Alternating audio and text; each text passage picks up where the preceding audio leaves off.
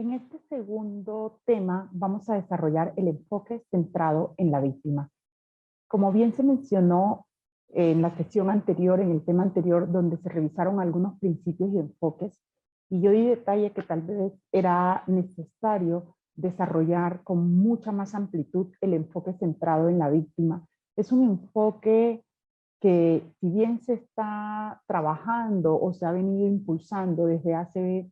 2 años y medio, 3 años, de repente para muchos de ustedes como operadores es un enfoque bastante conocido, no con ese nombre, pero sí desde la aplicación que se hace. Por ello, empezaremos definiendo el concepto de qué es el enfoque centrado en la víctima. El enfoque centrado en la víctima es un enfoque sistémico. ¿Por qué es sistémico? Porque es un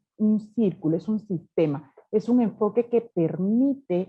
intervenir desde las necesidades y preocupaciones de la víctima para garantizar la entrega sensitiva y sensible de los servicios, considerando que los sin prejuicios y en la aplicación de los procedimientos que prioricen los intereses de la víctima. Se debe tratar de brindar a la víctima un espacio preponderante en la lucha de la trata de personas. Este enfoque es muy importante porque nos permite, como su nombre lo dice, colocar a la víctima en el centro de la atención. Nos permite poder conocer de acuerdo a las necesidades y las preocupaciones que tiene cada persona, porque si podemos ir haciendo algunos pequeños paréntesis o ir colocando algunos ejemplos, aun cuando las personas hayan estado todas en la misma situación de vulnerabilidad o en la misma situación de trata, no todas van a tener las herramientas para poder enfrentar una situación. Por ello, cuando hablemos también del enfoque centrado en el trauma, colocaremos algunos ejemplos. Entonces, si nosotros nos basamos o partimos de las necesidades y de las preocupaciones, comprendiendo y haciendo la diferencia de qué es una necesidad y qué es una preocupación. En el caso de una necesidad es una carencia o escasez de algo que permite la supervivencia o la calidad de vida. En el caso de una preocupación es una situación o momento de incertidumbre, intranquilidad o miedo ante una circunstancia de la cual se tiene control. Nuevamente hacemos un paréntesis aquí, colocamos un ejemplo de las personas que están escuchando en estos momentos acerca de este enfoque. Podemos decir que las necesidades que tienen ustedes van a ser diferentes entre todos los que podamos estar en estos momentos o en comparación a la necesidad que yo puedo tener en estos momentos. De repente yo estoy necesitando un vaso con agua, otra persona está necesitando en este momento levantarse de donde está porque necesita hacer una llamada, otra persona puede estar preocupada por una situación específica o está viviendo un momento de intranquilidad que de repente le está causando alguna situación. Entonces, si nosotros partimos de la diferenciación de qué es una necesidad y qué es una preocupación, es mucho más factible poderle dar sentido a la aplicación de este enfoque. Recordando nuevamente que el enfoque centrado en la víctima es un enfoque sistémico, basado en las necesidades y preocupaciones de cada una de las personas que han sido afectadas por una situación de trata, y específicamente se deben brindar servicios de manera sensible, sin juzgar y sin colocar a la persona que se sienta señalada o que se sienta amenazada. Por ello, vamos a partir hablando desde esta pirámide de Maslow. La pirámide de Maslow es una pirámide que, si bien como ustedes pueden ver en la parte baja, en la parte inferior, una parte de la supervivencia básica y llega hasta la autorrealización, pasando por diferentes niveles. Asimismo, es importante partir también de cómo se brinda la atención. Es necesario hacer aquí una mención específica en cuanto a que el enfoque centrado en la víctima no se va dando por pasos, paso 1, paso 2, ni la aplicación de sus estándares. Ellos se van relacionando y se van vinculando de manera a cómo la persona manifiesta estas necesidades y estas preocupaciones que tiene. Por ende, si partimos desde las necesidades, y como pueden ver en la pirámide, van necesidades básicas, necesidades de seguridad y protección, sociales, de estima, para llegar hasta las necesidades de autorrealización. Y estos se van vinculando, como pueden ver en esta lámina, con algunos aspectos que están incluidos dentro de un cuadrado a los lados, y es que desde una atención o desde la supervivencia básica, en el caso de las víctimas de trata, se debe garantizar la integridad física, brindar alojamiento, manutención, alimentación e higiene, vinculándolo a esto, a estas necesidades y preocupaciones iniciales que pueden tener las víctimas y que van variando de acuerdo al proceso que se vaya llevando en la atención de cada una de ellas. Luego, desde las necesidades de seguridad y protección, proporcionar asistencia psicológica, médica, social, jurídica, generar empatía, tener en cuenta el periodo de reflexión, que lo vamos a ampliar más adelante, e informarlas durante todo el proceso. Desde las necesidades sociales, también considerar el contacto con la familia siempre y cuando sea posible. Sabemos que en muchas ocasiones cuando hablamos con o cuando atendemos a niños, niñas y adolescentes que han sido víctimas de trata de personas, en algunos casos la familia está vinculada a la situación. Es por ello que no necesariamente se va a considerar el contacto con su familia, y para ello, pues desde la intervención especializada que se hace en la atención a víctimas, a niños, niñas y adolescentes víctimas de trata de personas, aquí se evalúa si es posible tener este contacto o no, y se prioriza el retorno a ellas siempre y cuando sea factible y en el marco del decreto legislativo 1297, que es este decreto que puede decir o mencionar si el niño, niña, adolescente está en una situación de desprotección y si se va a acogimiento residencial o si retorna a su familia. Todo ello pues va a abrir una ventana mucho más amplia, solamente precisar este detalle aquí en el tema de la priorización de retorno a la familia. Y en el caso de estima, promover la reintegración de la víctima desde poder restituir todos sus derechos. Por ello yo les decía hace un momentito que desde el enfoque centrado en la víctima se plantean 6 estándares. Estos estándares no son estándar A, estándar B o estándar 1, estándar 2, no, sino que por el contrario se van a ir vinculando desde estas necesidades. Al colocar nuevamente, les repito, a la víctima en el centro de la atención, se puede ver de qué manera se van a ir vinculando y engranando estos estándares. Vamos a iniciar con el estándar de atención a las necesidades y preocupaciones. Es importante reconocer y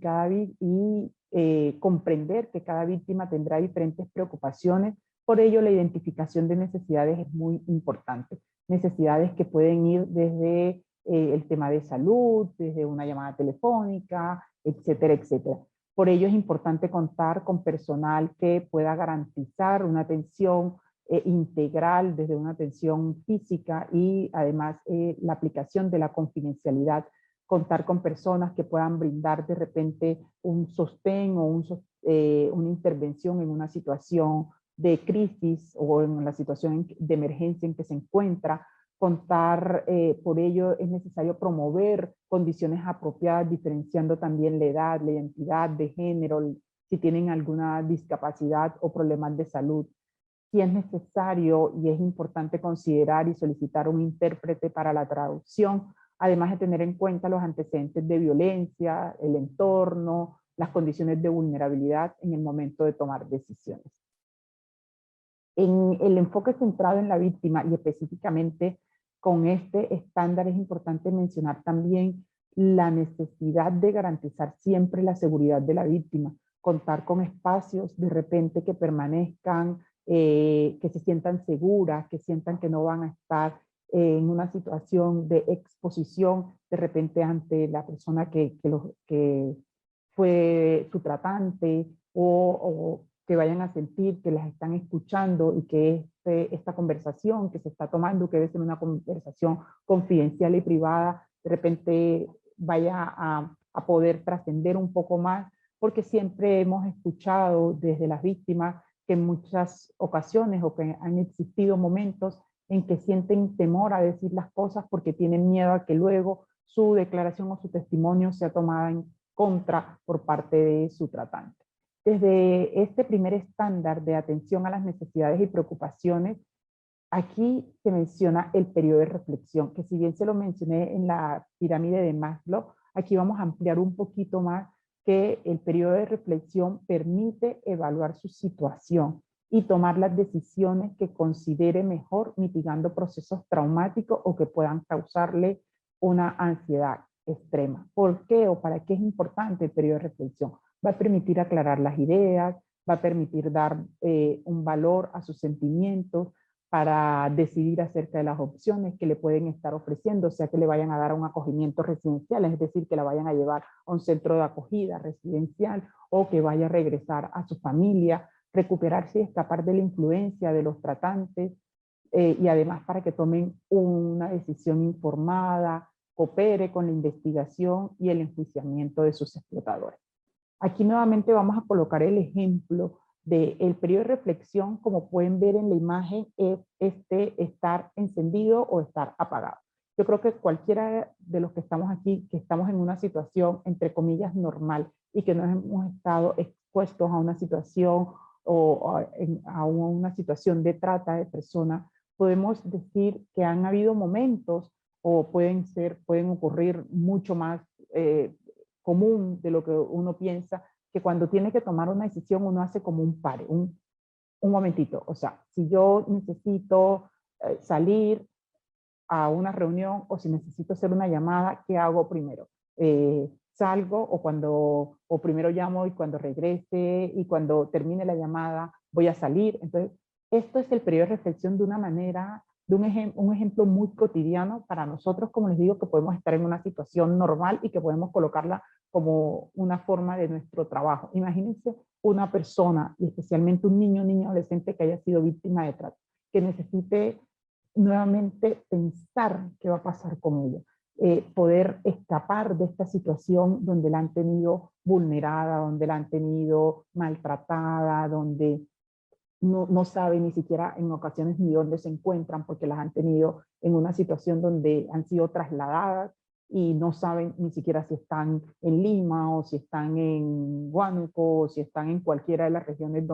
de donde estaban, sino por el contrario se las llevaron, entonces no saben en qué zona están, cómo van a hacer para retornar, si están realmente bien, si su familia está bien, porque a veces sabemos que en muchos momentos los explotadores amenazan y dicen que como saben dónde está la familia y todo esto van a tomar acciones contra ellos. Entonces el periodo de reflexión por ello es tan importante. Es ese momento cuando nosotros como operadores vamos a brindar una atención a la víctima y la víctima se muestra confundida, no sabe si le responde o de repente está en una situación de crisis y no puede decir nada y uno dice, no, pero es que yo quería saber cómo estás, o quiero, y la víctima no sabe o se muestra muy confusa. Entonces, allí es donde se debe dar este periodo de reflexión. Y no decírselo como que, sí, te voy a dar tu periodo de reflexión, sino tómate tu tiempo, de repente estás confundida en estos momentos, te ofrezco un vaso con agua y más adelante podemos conversar. Entonces, es ese momento en donde la víctima tiene que estar por unos minutos, de repente a algunos les va a tomar un poco más de tiempo, tomar esa decisión para poder saber qué va a pasar acerca de su situación. Pasando al otro enfoque, el brindar servicios evitando la revictimización. Es importante que los operadores desarrollen sus funciones evitando cualquier situación que pueda generar en la víctima discriminación por género, edad, raza o grupo étnico, orientación sexual o su estado de relación al VIH o cualquier otra característica. La revictimización no es solamente comprendida como este momento en cuando a la persona se le vuelva a preguntar acerca de su situación, sino revictimización se entiende como el momento en que una persona cuyos derechos han sido vulnerados por la comisión de delitos vuelven a atravesar por una situación humillante, pero esta vez por parte de las instituciones o representantes que mediante la omisión de acciones directas o el trato discriminatorio. Es decir, no es producida como resultado directo del acto delictivo, sino por la respuesta que está teniendo por instituciones o por la persona que está atendiendo a la víctima. ¿Qué acciones revictimizan? Es importante mencionar que la víctima viene de sufrir vulneración de sus derechos y quienes intervienen deben estar preparados para manejar angustias y temores de las víctimas, así como el estrés postraumático. El hecho de la estigmatización es una acción que revictimiza, el difundir su identidad, el no respetar su intimidad y la de su familia, el responsabilizar a la víctima, el poner en duda la versión de la víctima, a veces no solamente con palabras, sino con el gesto que nosotros hacemos cuando la víctima está dando su declaración. En muchas ocasiones hace que la víctima se sienta estigmatizada o sepa que a pesar de que no estamos diciendo nada en el momento, solo con los gestos que estamos haciendo, en ese momento estamos colocando en duda lo que la víctima dice. Preguntar detalles innecesarios relacionados a su situación de explotación o preguntas que ya fueron hechas en la entrevista única. Recuerden que en el tema anterior vimos dentro de los principios también la declaración única en la entrevista. El priorizar la protección y bienestar es otro de los estándares. En el caso de niños, niñas y adolescentes, las medidas de protección deben responder a la aplicación del interés superior del niño. Y aquí lo que busca este estándar es garantizar a la víctima en todo momento su seguridad y protección, buscando siempre que ningún proceso vaya a restringir sus derechos. Otro de los estándares es el acceso a la justicia, que es garantizar el acceso a la justicia, un acceso gratuito de asistencia legal que lo represente en el marco del proceso, velando siempre su protección. Aquí es necesario mencionar que desde la modificación que tuvo la ley 31146, la ley que modifica el Código Penal, el Código Procesal y la ley 28950, la ley contra la trata y el tráfico ilícito de migrantes, aquí esta ley incorpora a la trata de personas y a la explotación como delitos contra la dignidad humana y facilita el cobro de la reparación civil, que comprende salarios impagos, costos médicos, psiquiátricos, rehabilitación física, social y ocupacional. Otro de los estándares que se pueden mencionar desde el enfoque centrado en la víctima es el empoderamiento y la participación. Este enfoque pretende reducir la situación de vulnerabilidad, logrando una transformación y que la víctima pueda participar dentro del proceso de restitución de sus derechos. Por ello, el otro enfoque es la restitución de derechos, que invita a ejercer plenamente sus derechos para que las víctimas cuenten con herramientas para fortalecer sus factores de protección y favorecer su recuperación y su reintegración.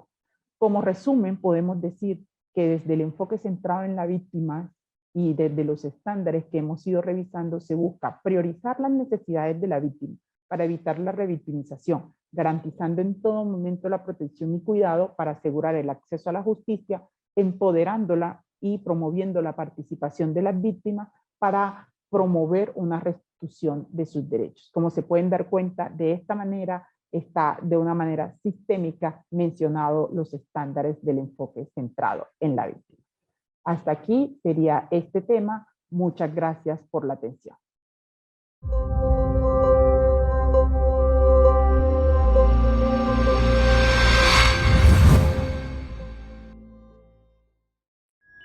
Bicentenario del Perú, 2024. Gobierno del Perú.